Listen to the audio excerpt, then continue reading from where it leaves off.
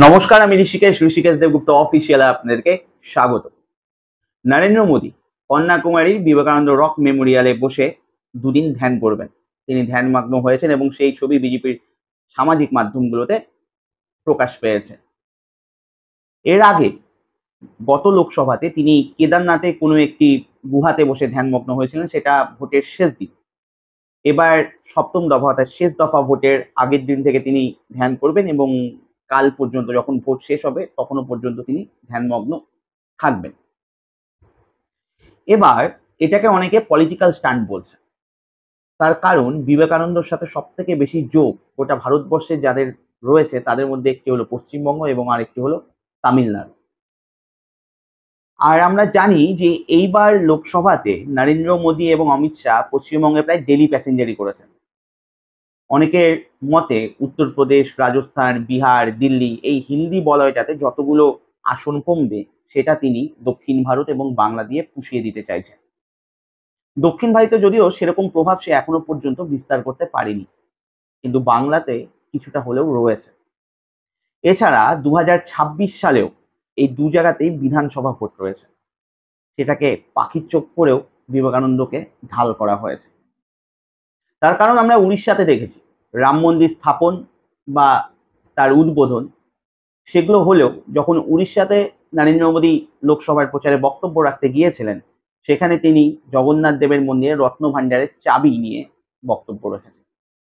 যেদিন রাম মন্দির উদ্বোধন হয় ঠিক তার 5 দিন আগে জগন্নাথ দেবের ওখানে করিডোর উদ্বোধন করেছেন নবীন পট্টনায়ক এবং আপ্রাণ চেষ্টা করেছেন উড়িষ্যার যতজন মানুষ আছে যতটা পারা যায় তাদেরকে ইনভলভ করা।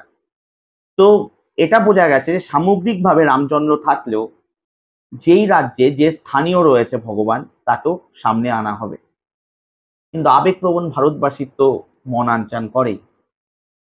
তাই নরেন্দ্র মোদী যখন কন্যাকুমারীতে বিবেকানন্দর মূর্তির সামনে ধ্যানমগ্ন হয়েছেন তখন একটি ছেলেকে দেখলাম বুক পকেটের থেকে একটি বিবেকানন্দর ফটোওয়ালা চটি বই কপালে ঠেকিয়ে বলছে, ভগবান এটাই শেষ সুযোগ, সুমতি দাও, বৈরাগ্য দাও। এবং এটা অস্বাভাবিক কিছু নেই। তার কারণ যেই মানুষটি আসমুদ্র হিমাচল পায়ে হেঁটে ভারতের যথার্থ আত্মাকে উপলব্ধি করতে চেয়েছিলেন, ভারতবর্ষের নিপীড়িত বঞ্চিত মানুষের অসহায়তাকে ঘোচাতে চেয়েছিলেন, তার ওখানে গিয়ে যখন ভারতবর্ষের প্রধানমন্ত্রী ধ্যানমগ্ন হবেন তখন ওই ছেলেটির এই আশাটা খুব একটা বাড়াবাড়ি নয়। হরিদ্বারের নদীর তীরের কোনো একটি গাছের নিচে বসে তিনি যখন আধ্যাত্মিকতার চরম লেভেলে পৌঁছে গিয়েছিলেন স্বামী বিবেকানন্দ, তখন থেকে তিনি সূক্ষ্ম থেকে অতি সূক্ষ্ম প্রতিটি জিনিসের মধ্যে পরম প্রেমময়ের আশীর্বাদ তিনি উপলব্ধি করেছিলেন। তিনি সর্বভূতে ভগবানের অস্তিত্বকে উপলব্ধি করেছিলেন।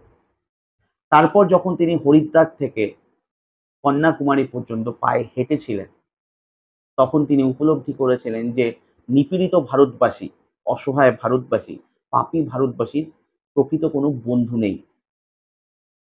সমাজের নির্যাতনে আঘাতে তারা এতটাই মূর্ছ হয়ে গেছে যে তারা যে নিজেরাও মানুষ সেটা উপলব্ধি করতে তারা পর্যন্ত ভুলে গেছে। দারিদ্রতা, অশিক্ষা চরমভাবে গ্রাস করেছে ভারতবাসী এবং ধনী যারা রয়েছে তারাও ওই গরিবদের পাশে নেই।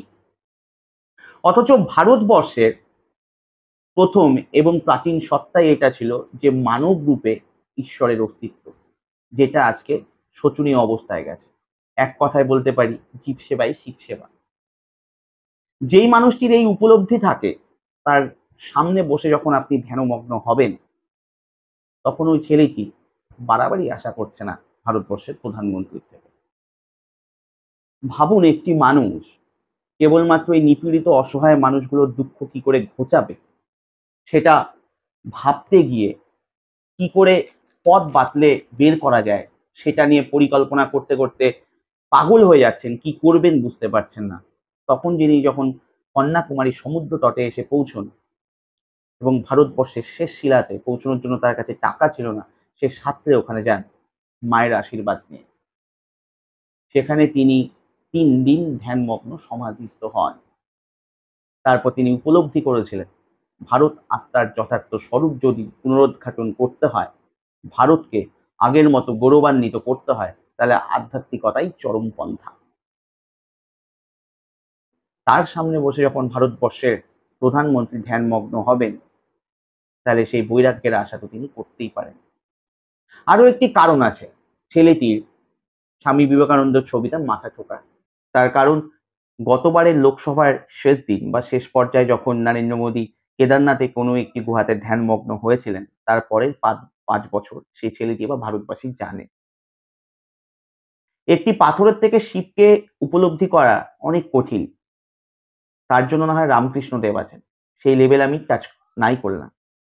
কিন্তু স্বামী বিবেকানন্দ রক্ত মাংসের মানুষ, ভারতের অসংখ্য মানুষ তার সান্নিধ্য পেয়েছিলেন, তাই তাকে উপলব্ধি করা তুলনামূলকভাবে সহজ। তাই ছেলেটি আশা করেছেন এবার যাতে স্বামী বিবেকানন্দ অন্তত নরেন্দ্র মোদীর কাছে পৌঁছে যায় এবং গিয়ে তার কানে জীব সেবাই শিব সেবা, জীবে প্রেম করে যেই জন সেই জন সেবিছে ঈশ্বর, এই বীজ মন্ত্রটুকু বলে দেয়। একটি মানুষ যে ধর্ম সম্মেলনে যোগ দিতে গেছেন আমেরিকাতে, প্রবল শীতে যার ঠান্ডা নিবারণ করার মতো বস্ত্র ছিল না, খাওয়ার জন্য পকেটে সেরকম টাকা ছিল না, তারপরেও মানুষটি তখনকার মাদ্রাজে এখনকার চেন্নাইয়ে তার বান্ধব তার সহযোদ্ধাদের চিঠি লিখে বলেন, হে আমার মাদ্রাজবাসী যুবকগণ, তোমাদের নিকট এই গরিব অজ্ঞ অত্যাচার পীড়িতদের জন্য এই সহানুভূতি, এই প্রাণপণ চেষ্টা দায়স্বরূপ অর্পণ করিতেছি। তোমরা সারা জীবন এই ৩০ কোটি ভারতবাসীর উদ্ধারের জন্য ব্রত গ্রহণ করো, যারা দিন দিন ডুবিতেছে। তাহলে সেই ছেলেটি খুব বেশি আশা করছে এই ১৪০ কোটি ভারতবাসীর যিনি প্রধানমন্ত্রী তার কাছে, বা এটা কি তার খুব বাড়াবাড়ি আশা? যেই মানুষটি ধর্ম মহাসম্মেলনে গিয়ে প্রথমেই বলেছেন আমেরিকাবাসীর ভাই ও বোনেরা, এবং ২ মিনিট ধরে করতালিতে স্তব্ধ হয়ে গেছিল সেই ধর্ম মহাসভা, যেখান থেকে পরিষ্কার একটি মর্মবাণী প্রকাশ হয়েছিল যে বিশ্ব ভ্রাতৃত্বের, বিশ্বপ্রেমের এটাই ধর্মের সার কথা। সেখানে এসে যখন একটি গোষ্ঠীকে অনুপ্রবেশকারীর থেকে বেশি সন্তান উৎপাদনকারী বলা হয়, তার সুমতির জন্য যদি বিবেকানন্দর ফটোকে কপালে ঠেকানো হয়, তাহলে কি সেটা খুব বাড়াবাড়ি করা হচ্ছে? যেই মানুষটি তার বক্তব্যের মাঝপথে বলেছিলেন যে ধর্মজগৎকে পরধর্মের প্রতি উদার্য ও সর্ববিধ ধর্মমতকে স্বীকৃতি দান করতে শিখিয়েছে, আমি সেই ধর্মভুক্ত বলে নিজেকে গৌরবান্বিত মনে করি। আমরা যে শুধু অন্য ধর্মাবলম্বীকে সমদৃষ্টিতে দেখি তাহা নহে, সকল ধর্মকেই আমরা সত্য বলে বিশ্বাস করি। যেই মানুষটি গুজরাটের মুখ্যমন্ত্রী থাকাকালীন গুজরাট চলেছে, যেই মানুষটি প্রধানমন্ত্রী থাকাকালীন দিল্লির থেকে মণিপুর আরো অনেক জায়গা চলেছে, সে যখন স্বামী বিবেকানন্দর মূর্তির সামনে ধ্যানমগ্ন হন, এরপর যদি সেই ছেলেটি বিবেকানন্দর ফটোকে মাথায় ঠুকে বলে এটাই শেষ সুযোগ এবং তাকে সুমতি দেওয়া হোক, যদি এটা বলে যে বুলডোজারের সামনে দাঁড়িয়ে এরাও মানুষ, আমরা প্রত্যেকেই একে অপরের পরিপূরক, তারপর যদি আবার বলে যে ভারতবর্ষের প্রধানমন্ত্রীকে সুমতি দেওয়া হোক, তাহলে কি সে ভুল করছে?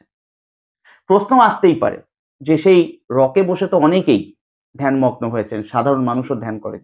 অবশ্যই করেন, তাতে কোনো অসুবিধা নেই। কিন্তু ভারতাত্মার যথার্থ স্বরূপ উপলব্ধি করবার জন্য, ভারতবাসীর দুঃখকে দূরীকরণ করবার জন্য মানুষের ধ্যান, বা একটি সাধারণ মানুষের নিজের আত্ম উপলব্ধির জন্য ধ্যান, এবং একটি ভোট কেন্দ্রিক রাজনীতির জন্য ধ্যান, তিনটের মধ্যে তো আকাশ পাতাল পার্থক্য রয়েছে। এবং আমি যখন ধ্যানমগ্ন হব, তখন যখন ক্যামেরা থাকবে বা আরো আনুষাঙ্গিক বস্তু থাকবে, সেই ধ্যানে তো বিঘ্ন বা ব্যাঘাত হবে। তাহলে সেটা কিসের ধ্যান? প্রশ্ন তো থেকেই যায়, সেটা কি লোক দেখানো? বিচার আপনাদের কাছে। ভালো থাকবেন, নমস্কার।